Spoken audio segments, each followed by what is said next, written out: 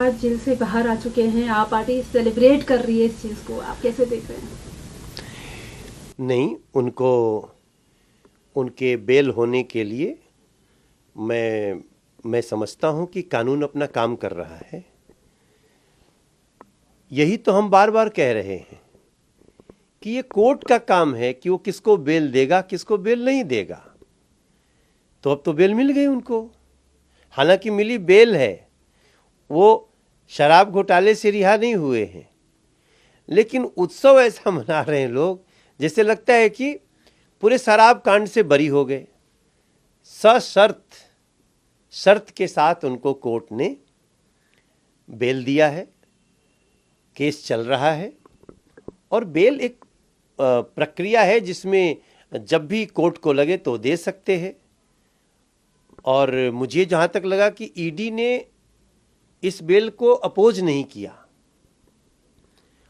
पहला इंपॉर्टेंट चीज है। दूसरा कि कोर्ट ने कहा है कि आप इस मुद्दे पे अभी आपको कुछ बोलना नहीं है, विद कंडीशन ये बेल दी गई है। तो भी हम तो इस बात से खुश हैं कि शायद ये लोग अब ये नहीं कहेंगे कि भाजपा जेल में भेजती है।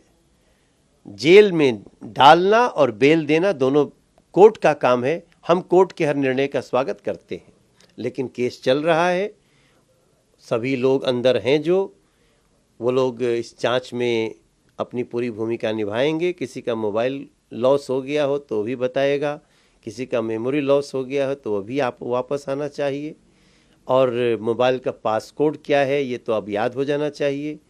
और मुझे लगता है कि दिल्ली के लोग जो सबसे ज़्यादा दुखी हैं कि 10 साल में अरविंद केजरीवाल ने दिल्ली को कहीं का नहीं छोड़ा।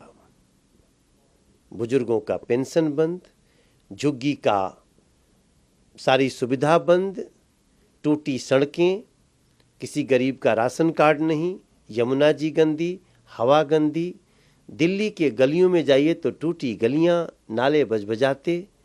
इसका निर्णय कौन करेगा, इसकी भरपाई कौन करेगा, ये दिल्ली की जनता पूछ रही है। और मुझे लगता है अब उसकी आशा बीजेपी से है। आतिशी बीजेपी जो है वो ये चाहती है कि वो ज्वाइन करे, तो ईडी जो है उनको अरेस्ट नहीं करेगी। अब जो बीजेपी को जो रिप्रेजेंट कर रहे हैं वकील, वो कह रहे हैं कि विवरण दीजिए, किसने बोला है आपको बीजेपी में ज्वाइन करने के लिए, क्या बोला है, किस तरीके से, क्या कॉन्सिक्वेंसेस है, वो पूछ रहे हैं। देखिए, हमने कंप्लेन किया है, ये जब भी कोई आम आदमी पार्टी का नेता भ्रष्टाचार करके जब जेल जा रहा होता है, कोर्ट उसको राहत नहीं देती है, तो वो उसका आदत बन गया है कि बीजेपी हमको खरीद रही है। भाई, अगर कोई भी किसी व्यक्ति को फोन करेगा तो उसका पूरा रिकॉर्ड आ जाएगा। ये लोग किसी को नहीं बताते हैं किसने फोन किया, ये कोई तथ्य और प्रमाण नहीं देते, बस केवल यूं ही बोल करके निकल जाते हैं।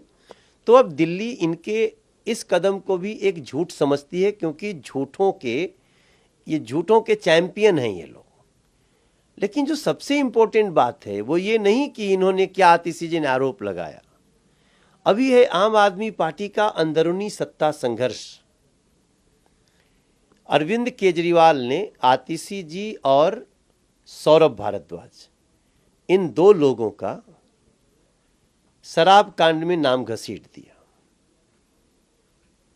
आतिशी जी ने प्रेस कॉन्फ्रेंस करके राघव चड्ढा और दुर्गेश पाठक का नाम घसीट दिया। आतिशी और सौरभ भारद्वाज इसलिए नाराज हैं क्योंकि अरविंद केजरीवाल ने उनका नाम घसीटा, और राघव चड्ढा और दुर्गेश पाठक अरविंद केजरीवाल के करीबी हैं, तो आतिशी ने उनका नाम ले लिया।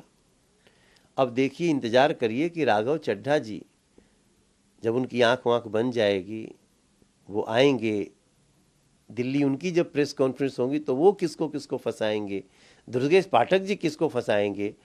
It is interesting to watch. आखिरी सवाल है, अरविंद के स्टेशन है, गिरफ्तारी इलीगल है, अवैध है, इस पर अब दिल्ली हाई कोर्ट ने जो फैसला है वो सुरक्षित रखा है और जल्दी इस पे आएगा फैसला। हाई कोर्ट ने तो फैसला दिया, गिरफ्तारी पे रोक लगाने हाई कोर्ट ही गए थे ना, तो हाई कोर्ट ने ही कहा कि नहीं, आपको आपकी गिरफ्तारी नहीं रोकी जा सकती।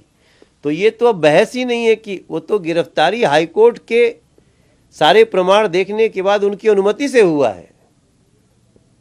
तो अरविंद केजरीवाल ने जो जैसा करा है उन्होंने वैसा भर रहे हैं।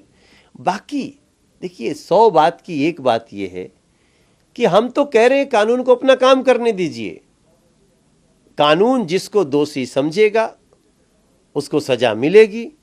कानून जिसको समझेगा कि इसमें थोड़ा बहुत इसको रिलैक्सेशन दिया जा सकता है जांच होने तक, देगा। हम इसका स्वागत करते हैं।